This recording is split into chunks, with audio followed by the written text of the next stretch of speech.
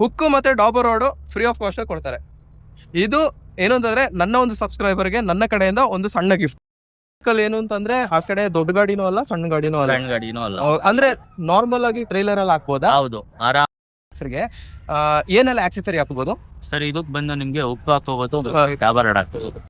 ಇವಾಗ ಈ ಒಂದು ಟ್ರ್ಯಾಕ್ಟರ್ಗೆ ಏನ್ ಪ್ರೈಸ್ ಇದೆ ಸರ್ ಇದು ಪ್ರೈಸ್ ಬಂದ್ಬಿಟ್ಟು ನಿಮ್ಗೆ ನಮ್ಮ ಒಂದು ಸಬ್ಸ್ಕ್ರೈಬರ್ಸ್ ನಿಮಗೆ ಫೋನ್ ಮಾಡಿದ್ರೆ ಏನು ಆಫರ್ ಕೊಡ್ತೀರಾ? ಸರ್ ಅದಕ್ಕಿಂತ ನಾವೇನೋ ಟ್ಯಾಕ್ಟ್ರಿ ಸೇಲ್ ಮಾಡ್ಬೇಕಾದ್ರೆ ಕೊಡ್ತೀವಿ, ಅದಕ್ಕಿಂತ ಚೀಪೆಸ್ಟ್ ಪ್ರೈಸ್ ಕೊಡ್ತೀವಿ.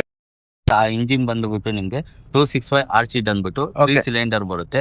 ಇದ್ರಲ್ಲಿ ಬಂದು ನಿಮ್ಗೆ 2 ವೀಲ್ ಡ್ರೈವ್ ಬರುತ್ತೆ.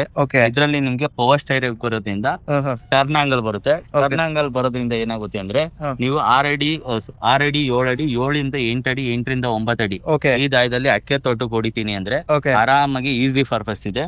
ಇದಕ್ ಬಂದ್ಬಿಟ್ಟು ನೀವು 36 ರೋಟಾವೇಟರ್ ಬ್ಲೇಡ್ ಹಾಕ್ಬೋದು. ಆಮೇಲೆ ಇದಕ್ಕೆ ನಿಮ್ಗೆ 5 ಕೂಡ ಯೂಸ್ ಮಾಡ್ಕೋಬಹುದು. ಇದಕ್ಕೆ ಇನ್ನ ಒಂದು 7 ಕಲ್ಟಿವೇಟರ್ ಕೂಡ ಹಾಕೋಬಹುದು. ಇದು ಅಡಿಕೆ ತೋಟದಲ್ಲಿ ಹೊಡಿಯೋಕೆ ಸುಪೀರಿಯರ್ ಮಾಡಲು ಅನ್ನೋ ಒಂದು ಏನ್ ಅಡ್ವಾನ್ಸ್ ಟೆಕ್ನಾಲಜಿ ಅಂತ ಅಂದ್ರೆ ಇದರಲ್ಲಿ ಓನ್ ಪರ್ಪಸ್ ಯೂಸ್ ಮಾಡ್ಕೊಳೋರಿಗೆ ಬೆಸ್ಟ್ ಇದೆ. ಏನ್ ಅಡ್ವಾನ್ಸ್ ಟೆಕ್ನಾಲಜಿ ಅಂದ್ರೆ 5 ರಿಂದ 7 ಟನ್ ವರೆಗೂ ನೀವು ದೊಡ್ಡ ಗಾಡಿದ ಏನ್ ಟ್ರಾಲಿ ಬರುತ್ತೋ ಆ ಟ್ರಾಲಿ ಹಾಕೊಂಡ್ರೆ 5 ರಿಂದ 7 ಟನ್ ಹಾಕೊಂಡ್ ಹೊಡೆದ್ರು ಆರಾಮಾಗಿ ಇಳಿಯುತ್ತೆ.